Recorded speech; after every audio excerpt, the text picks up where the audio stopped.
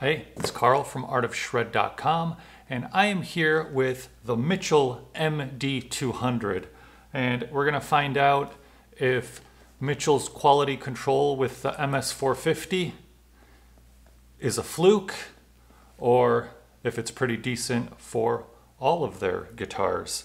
So yeah, this I got on sale for $99.99. Of course, I sent an email, Riff City number 17, subscribe, it's free. And yeah, let's check it out. Its regular price is $220, but it's usually on sale for somewhere between like $150 and $180, something like that.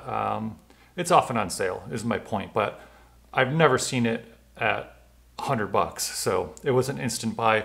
They only had it at that price in the black color, so they must have had maybe too many of those or whatever they did. Anyway, sold out like a day after I sent that email. So yeah, get on that list if you want those deals. And of course, other guitar related things, Art of Shred updates, things like that. Let's get to the unboxing. All right, so it comes double boxed. The other box has a little case like that. So let's check it out. Comes with a cheap cable and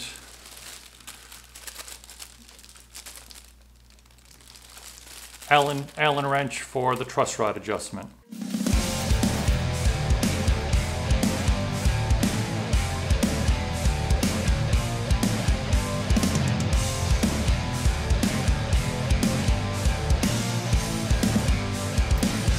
Switch that angle.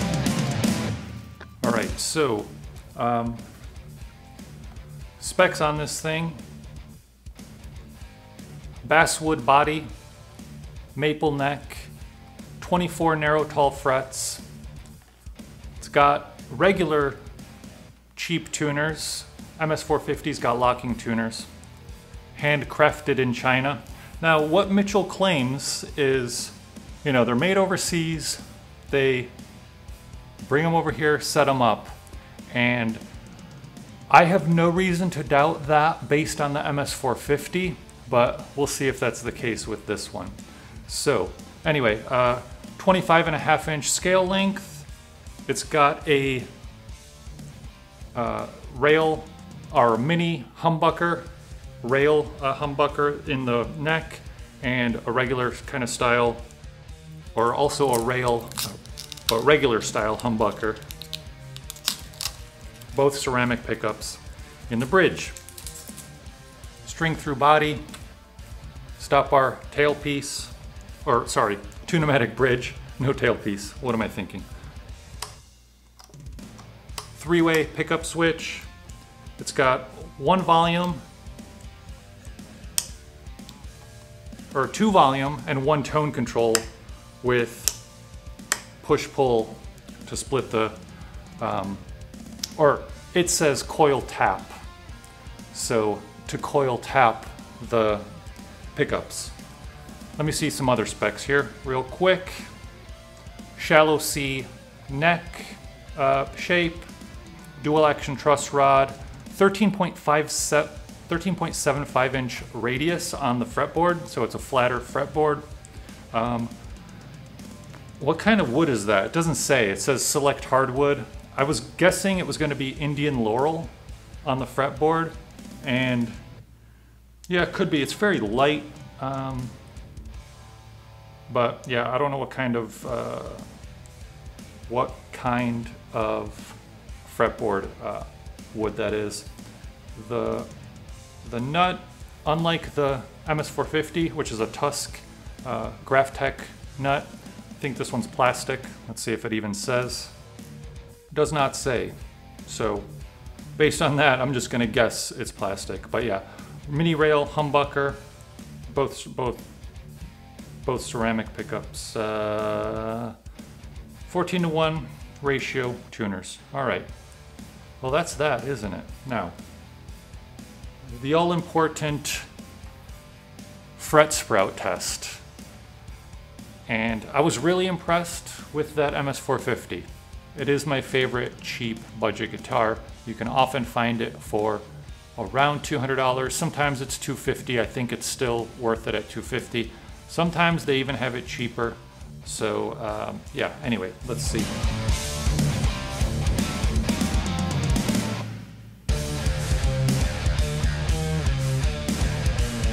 Very nice. No fret sprout there. And it's got a nice nice kind of carve at the heel here.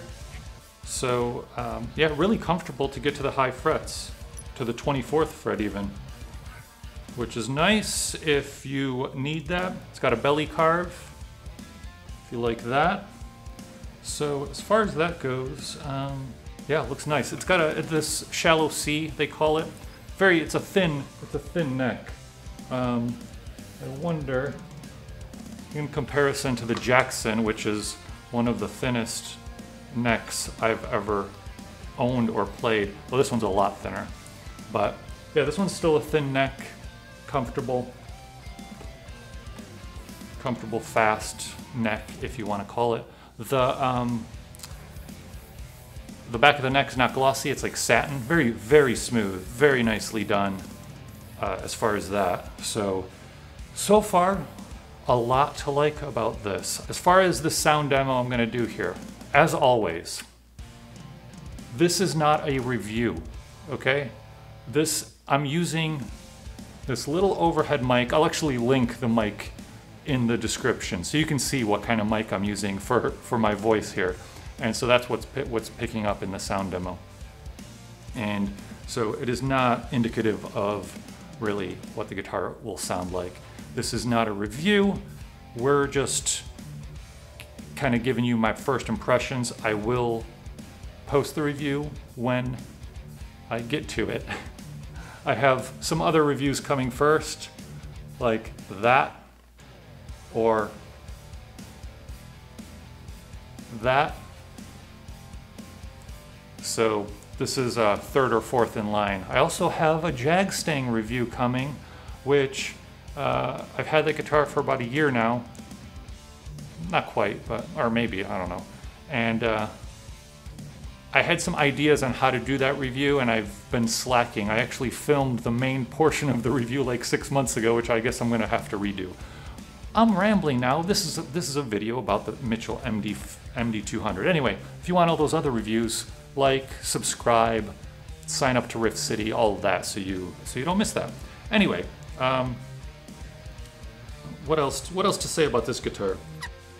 Yeah, so far nice. So this is what I'm gonna do: tune it up, plug it in, see what this bad boy sounds like.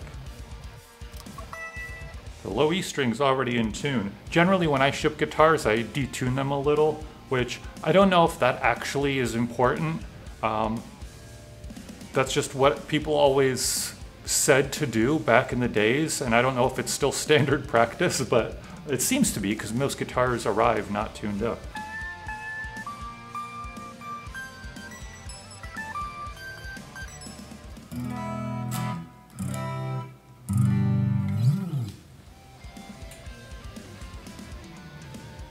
All right, let's do the all-important buzz test. Actually, before I do that, let me check how high these strings are. They look kind of high. Yeah, it is like 2.25 millimeters at the low E, and just about 2, maybe a slightly over 2 at the high E. So yeah, gonna have to drop that a little. Let me actually do that now, retune, and then check the fret buzz, because if it's at way over 2, that's not gonna be, that's no good.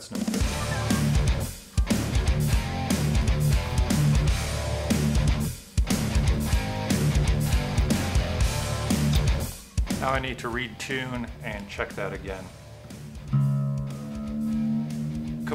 Compelling content, isn't it?